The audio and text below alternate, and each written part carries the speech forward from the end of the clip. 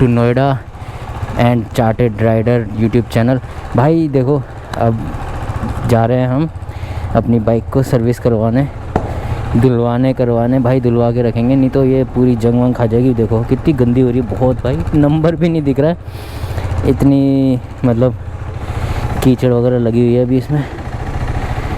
चलते हैं फटाफट और इसको डाल के आते हैं। आज मिल जाएगी तो आज ले आएंगे, नहीं तो बाद में ले आएंगे, ठीक है ना। सो गाइस, मैं ये कह रहा था कि जो हमारी आप जर्नी देखते हो ना बाइकर्स की, राइडर्स की, वो होती है 20 to 30% है ना, जो सिर्फ हम एंजॉय कर रहे होते वो देखते हो आप। उसके अलावा भाई इतनी सारी चीज़ें होती हैं ना बैक एंड में, इतनी सारी चीज़ें होती हैं, इतनी मेहनत होती है हमारी उन सब चीज़ों में, आप समझ भी नहीं सकते भाई। देखो सबसे पहले तो है ना, राइडिंग करने के लिए पहले राइडिंग गियर्स वगैरह इन सब को तैयारी करनी, सब ख़रीदना, रिसर्च करना कौन से बेटर रहेंगे, कौन सा क्या रहेगा। फिर उसके बाद बाइक की प्रिपरेशन, भाई बाइक की सर्विस वगैरह उसको ध्यान देना, उस पर ख़र्चा, सबसे बड़ा ख़र्चा भी होता है। फिर उसके बाद घर वालों को समझाना भाई कि हमें जाना है, ये है वो है, उन्हें समझ में नहीं आता भाई तुम्हें बाइक राइड से मिलता क्या है, इतनी धूप हो रही है, इतनी लंबे रास्ते पे, लॉन्ग राइड्स पे तुम्हें क्या मिलता है, उन्हें समझाना भाई कि क्या है क्या नहीं है भाई, क्या इतना सब कुछ होता है ना पीछे। और फिर उसके बाद देखो एक बार लॉन्ग राइड करके आ गए तो उसके बाद सारे राइडिंग एक्सेसरीज धोना है, राइडिंग सारी चीज़ें सही करना। अब बाइक में देखो, बाइक में दिक्कत आ गई है, इंजन का साइन आ रहा है, इसको सही करवाना, बाइक पूरी धुलवा के वापस रखना, तो ये सब चीज़ें होती है। प्लस उसके बाद अगर मैं कोई, देखो मोस्टली लोग तो होते हैं ना जो वो डालते भी नहीं है ये सब चीज़ें, जैसे कुछ ब्लॉगर्स होते हैं, मैं भी ब्लॉगिंग स्टार्ट कर रहा हूँ, तो इन सब के पीछे भी भाई वो वीडियोस बनाना, इन सब को रिकॉर्ड करना, फिर उसकी एडिटिंग करना, भाई इतना काम होता है ना भाई, इतना काम होता है कि बस पूछो मत। उसके अलावा सारे घर की सारी रिस्पॉन्सिबिलिटी वो भी सब साथ में चलनी होती है भाई, है ना।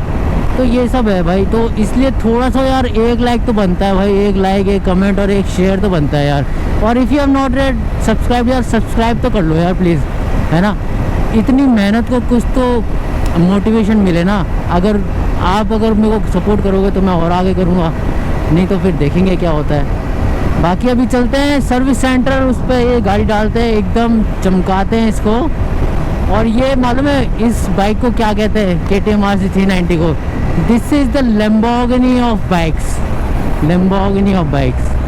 तो ये है, अब इसको वही वैसे ही वापस से चमकाते हैं। अभी इसको पूरा हमने रगड़ डाला, 2200-2300 किलोमीटर लेह लद्दाख में, जहाँ चलने वाली है नहीं है, बट हमने रगड़ डाला, बट करना था, ठीक है। तो चलते हैं अभी सर्विस सेंटर पे, देखते हैं कितने का बिल आएगा।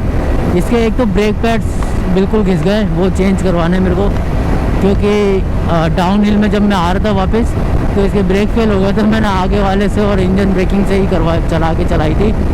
तो लेट्स सी कितना का खर्चा आता है, फिर आपको बताते हैं।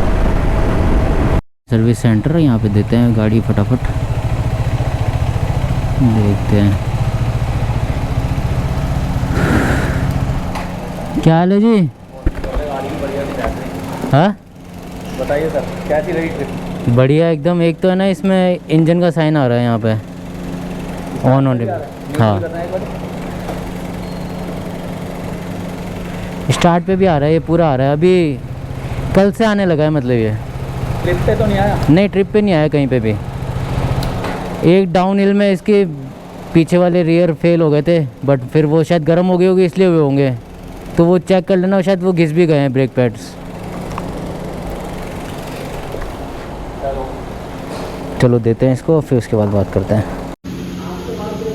भाई एकदम चमक गई है अपनी बाइक, बस अब यहाँ से ब्रेक पैड्स मेरे बिल्कुल घिस गए थे, वो चेंज हो रहे हैं।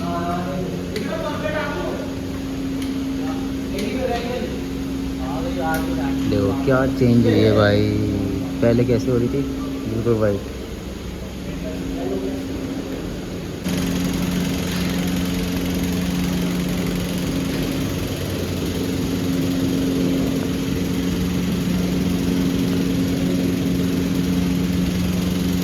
चलो जी चलते हैं, हमारी सर्विस हो गई कंप्लीट, टॉप अप वगैरह करवा लिया, ब्रेक पैड चेंज हुए, सिर्फ 693 का बिल आया।